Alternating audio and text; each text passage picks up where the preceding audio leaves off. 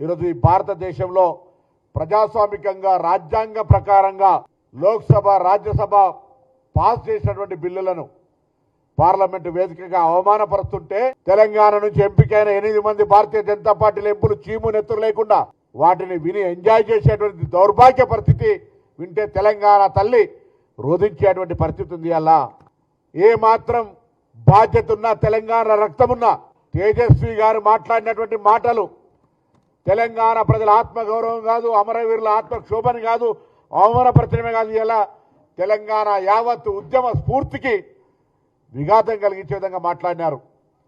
ఏ రాజ్యాంగంగా ఏర్పడలేదా? ఇంత పెద్ద దీర్ఘకాలిక ప్రజల ఆకాంక్షకు కాంగ్రెస్ పార్టీ నిర్ణయం తీసుకొని ఆనాడు భారతీయ జనతా పార్టీ కీర్తిశేషులు సుష్మా స్వరాజ్ గారు రాజ్యాంగ ప్రకారంగా పార్లమెంటులో మద్దతిస్తే ఇవాళ ఈ యొక్క ప్రధానమంత్రి నుంచి మొదలుకొంటే మొన్నవరో తెలుగుదేశం ఆంధ్ర ఎంపీ కూడా పార్లమెంటు గురించి కూడా మాట్లాడుతూ ఉండే, తెలంగాణ విభజన గురించి మాట్లాడుతూ ఉండే. ప్రతి ఒక్కరికి చురుకునైతుంది బిడ్డ, జాగ్రత్త.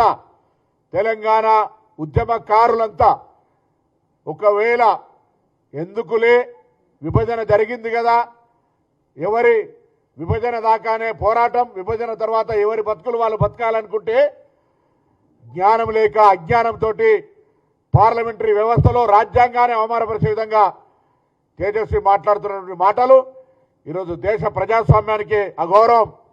ప్రధానమంత్రి గారు కూడా వాటిని వినాలి. కాంగ్రెస్ పార్టీ మా నాయకుడు రాహుల్ గాంధీ గారు కూడా మెయిల్ చేశాం. అది పార్లమెంట్లో తొలగించేదాకా, ఆ పార్లమెంటు రికార్డుల నుంచి ఆ పదాలు తొలగించేదాకా డిమాండ్ చేయాలని కూడా కోరుతా ఉన్నాం.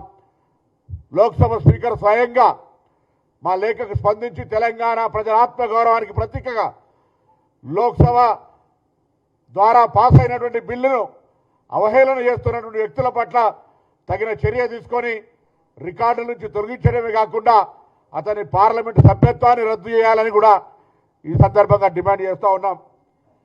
తెలంగాణ ఎలా వచ్చింది? ఏం రక్తపాతంతో తీసుకున్నామా? తెలంగాణ మేమే ఆత్మత్యాగాలు చేసి ఆత్మహుతులకు పాల్పడి ప్రజాస్వామికంగా చట్టాల ద్వారా చేసుకున్నామే. మరి అటువంటి పరిస్థితిని ఇలా మీరు ఈ విధంగా ఇష్టం వచ్చినట్టుగా ఇష్టం ఉన్నప్పుడు మాట్లాడుతుంటే ఎవరు ఎందుకు మాట్లాడుతలేరు అని అడుగుతా ఉన్నా. ఇవాళ పెద్ద పెద్ద మాటలు మాట్లాడే తెలంగాణ బీజేపీ అధ్యక్షుడు రామచంద్రరావు గారిని అడుగుతా ఉన్నా. ఇప్పటికైనా మీకు తెలంగాణ రక్తం ఉంటే mister Kishan Reddy, mister Bandi Sanjay and 8 MPs Laxman గారితో సహా మేము తెలంగాణ బిడ్డలైతే తెలంగాణ తల్లిని అవమానపరుస్తుంటే, ఏ తల్లికైనా అవమానం జరిగితే ఆ తెలంగాణ తల్లికి అవమానం జరుగుతుంటే చూస్తూ ఊరుకుంటే ఇది మంచిదా అని అడుగుతా ఉన్నాం. ఇవాళ ఇప్పుడు కూడా మాట్లాడకుండా ఉండి ఉంటే ఇది మీరు తల్లికి ద్రోహం చేసినట్టుగానే భావించాల్సి వస్తోంది. ఆనాడు శాసనసభ్యత్వానికి రాజీనామా చేయకుండా పరారైన వ్యక్తి ఇవాళ తెలంగాణకు సంబంధించి ప్రాతినిధ్యం వహిస్తున్నప్పటికీ మంత్రిగా తెలంగాణ ఏర్పాటును ప్రధానమంత్రి మాట్లాడినప్పుడు అంటే భయం ఉండే కావచ్చు, మంత్రిగా తీసేస్తారని మాట్లాడలేదనుకున్నాం. కానీ అమిత్ షా మాట్లాడిన ఇవాళ తెలుగుదేశం పార్టీ ఎంపీ తెలంగాణ ప్రజలను రెచ్చగొట్టే విధంగా ఏదో శాసనసభ తీర్మానం గురించి మాట్లాడుతూ రకరకాలుగా రాజ్యాంగంలో ఆర్టికల్ 3 డాక్టర్ బాబాసాహెబ్ అంబేద్కర్ గారు రచించినటువంటి ఆర్టికల్ గురించి తెలవక అటువంటి అజ్ఞానులు ధనబలంతో మందబలంతో పార్లమెంటుకి వస్తే కనీసం ఆ పార్టీ అనే బుద్ధి నేర్పాలి. ఇలా సౌహృద వాతావరణంలో బతకాల్సిన పరిస్థితుల్లో తెలంగాణ ఏర్పాటు మీద తాపుకొకసారి కారం జల్లుతూ పుండు గెలికే ప్రయత్నం చేస్తూ ఉన్నారు. ఇది ప్రజాస్వామ్యానికి మంచిది కాదు. అసలు దేశ ప్రజాస్వామ్యంలో రాష్ట్రాల కూటమిగా ఏర్పడ్డ ఈ దేశంలో ప్రజాస్వామిక ఫెడరల్ సిస్టంలో తెలంగాణ విభజనను అవహేళన చేస్తుంటే తెలంగాణ ఏర్పాటుకు సంబంధించినటువంటి ప్రక్రియ ఆ వేదిక లోక్సభ అయితే అక్కడనే దానికి తెలంగాణ ఏర్పాటుకు అవమానం జరుగుతుంటే ఎందుకు ప్రేక్షకులుగా ఉంటా ఉన్నది వ్యవస్థ? ఇవాళ నేను మళ్ళీ డిమాండ్ చేస్తా ఉన్నా. భారతీయ జనతా పార్టీ అధ్యక్షుడు రామచంద్రరావు గారు, కేంద్రం ప్రాతినిధ్యం వహిస్తున్న ఎంపీలు, లోక్సభ రాజ్యసభ మీరు ఈ అంశాన్ని తీవ్రంగా తీసుకుంటే నేను తెలంగాణ ఉద్యమకారులందరికీ విజ్ఞప్తి చేస్తా ఉన్నా. ఇది ఏ ఒక్కరికి అవమానకరం కాదు.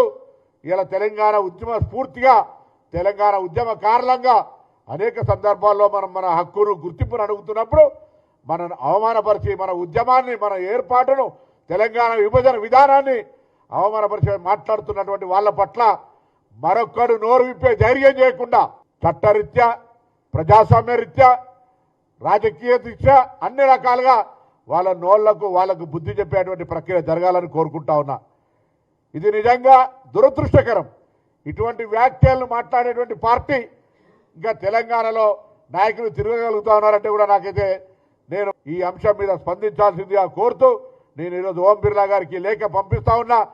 దయచేసి తెలంగాణ ప్రజల ఆత్మగౌరవానికి తెలంగాణ ఏర్పాటుకు వేదికైన లోక్సభను అవమానపరుస్తూ మాట్లాడినటువంటి విధానాన్ని వెంటనే ఆ మాటల్ని రికార్డు తొలగిస్తూ ఆ సభ్యుడిపై తగిన చర్యలు తీసుకోమని అవసరమైతే తెలంగాణ పార్లమెంటు సభ్యులుగా మాజీ పార్లమెంటు సభ్యులను కూడా కలిసి నేరుగా స్పీకర్ని కలిసి విజ్ఞాపన కూడా చేస్తాం.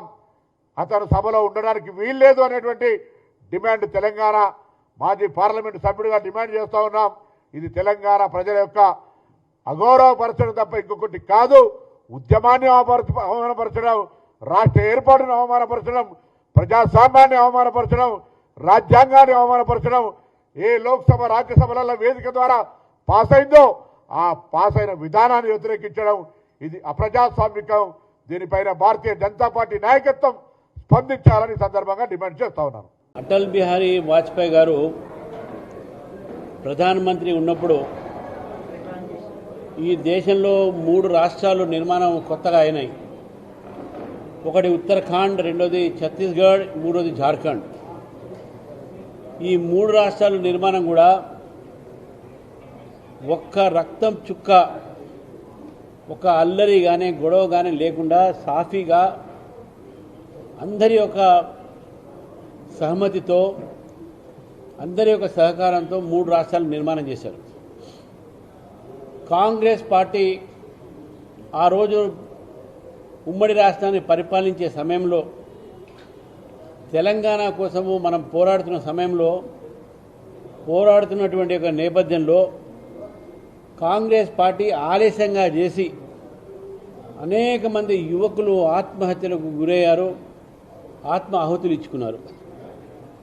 గతంలో కూడా కాంగ్రెస్ పార్టీ వలన తెలంగాణ పోరాటంలో వేలాది మంది విద్యార్థులు, యువకులు వాళ్ళ ప్రాణ త్యాగాలు చేశారు, పోలీసు తూటాలకు చనిపోయారు. అటల్ బిహారీ వాజ్పేయి గారు 3 రాష్ట్రాలు ఎక్కడ కూడా ఏ గొడవ లేకుండా కూడా సాఫీగా ఇచ్చినటువంటి నేపథ్యంలో తెలంగాణ ఒక నిర్మాణం ఏ విధంగా ఎన్ని త్యాగాలతో, ఎంత రక్తపాతంతో, ఎంత ఒక యువకుల ఒక ఆహుతితో వచ్చినటువంటి తెలంగాణని మనము కాంగ్రెస్ పార్టీ వలన వచ్చింది ఇటువంటి ఒక ఏదైతే ఆత్మహత్యలు జరిగినాయి కాంగ్రెస్ పార్టీ మీద చేసినాం అంటున్నారు. కానీ ఎంతమంది యువకులు చనిపోయారు ఆలస్యం చేసినందుకు. ఒకవైపు చిదంబరం ఆ రోజు అనౌన్స్ చేసిన తర్వాత మళ్ళీ దానికి యూటర్న్ తీసుకున్న తర్వాత కాంగ్రెస్ పార్టీ అప్పుడు కూడా అనేక మంది చనిపోవడం జరిగింది. మరి ఈ నేపథ్యంలో మా ఒక ఎంపీ పాకిస్తాన్ అదేవిధంగా భారతదేశం విడిపోయినప్పుడు ఎంతమంది అయితే ఆ రోజు చనిపోవడం జరిగిందో దాని మీద కంపారిజన్ పెట్టుకుంటే దానికి అర్థం లేకుండా బీఆర్ఎస్ పార్టీ ఈరోజు దాని మీద పెద్ద ఇష్యూ చేస్తూ ఉంది. వారు మాట్లాడే ఈ నేపథ్యంలో మాట్లాడారు. ఇది ఆలోచించాల్సిన అవసరం ఉంది. వాళ్ళు ఏదో అని మాట్లాడగానే పట్టుకొని దానికి కోతికి బెల్లం చుక్క, బెల్లమా కొబ్బరి,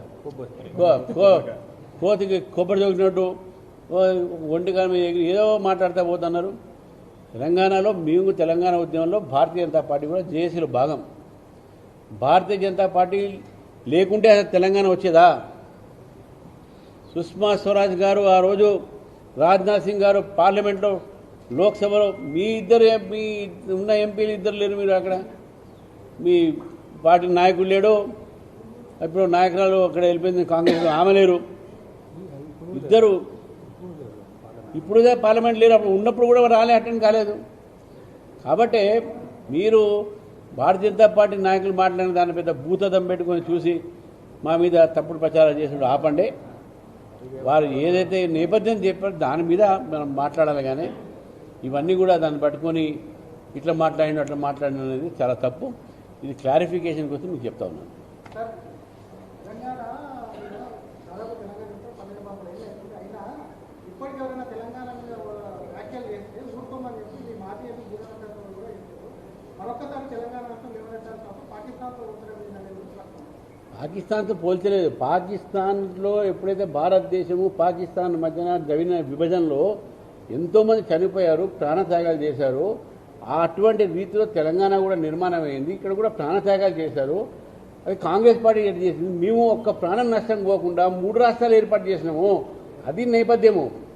మనము సందర్భం చూడాలి, వాడు మాట్లాడినటువంటి ఆలోచన చూడాలి. అంతేగాని దాంట్లో భూతద్దం పెట్టుకొని ఎక్కడ చూసుకుంటే తప్పు. Between the lines, this is between the lines. Thank you.